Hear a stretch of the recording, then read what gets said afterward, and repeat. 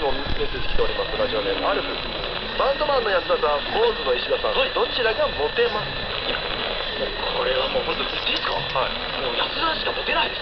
あ、やっぱりそれは見た目通りっていうのなんですけど、見た目通りって言うとあれですけど、やっぱ髪の毛ある方がモテるんですかね？僕だけ好きだったら分かりませんからね。でも分かるな。分かるか。安田すごいもう男前だもん。身長高い、シュッとしてますよね。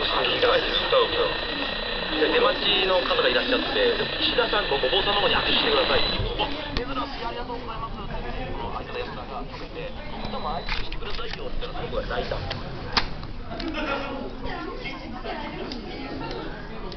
And anomaly in the low temperature around, let's say for now, 200 millikelvin. So the problem is that this is not a constant temperature for each sample. And furthermore, there's a different sort of sharpness associated with these peaks in different samples.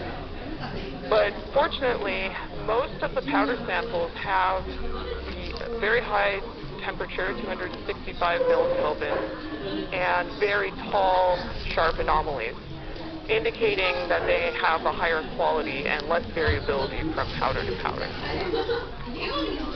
The single crystals, on the other hand, have sort of this sort of feature where you have a lower temperature anomaly from, say, 170 millikelvin up to 220 millikelvin. And in fact, all of the single crystals have a pretty low peak height associated with this anomaly. And so, correspondingly, there are some variations in the magnetic ground state that we know about. So, for instance, some of the samples show evidence for a ferromagnetic transition at this anomaly.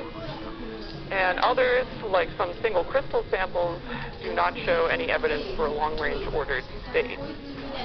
Okay, so for those samples that do order, the size of the ordered moment is quoted from around 0.8 to 1.14 megatons, which is about 47 to 64% of the total saturation moment of the ground state doublet.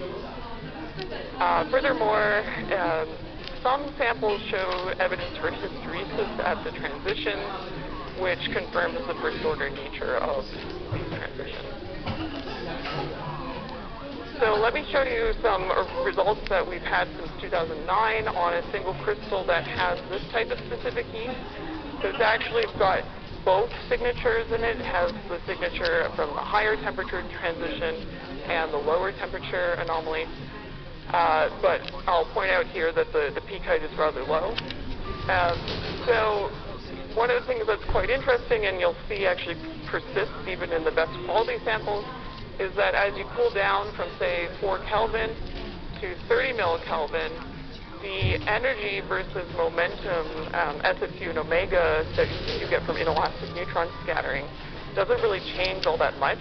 So you have this kind of broad continuum-like scattering, this would be in the paramagnetic state, doesn't seem to really be modified by this transition very much at all, and certainly you don't see any sharp spin wave excitations that you would expect from an ordered ferromagnet. In addition, in this single crystal, what we see is a large amount of diffuse scattering. Here I'm isolating it. It's actually quasi-elastic in nature, so I'm isolating from 0.1 to 0.3 millielectron volts just to show it better. But what happens as you go through the transition here is you don't lose this diffuse scattering, and instead you start to see it build up closer to the 111 Bragg peak, almost as if it was trying to become a long-range ordered state.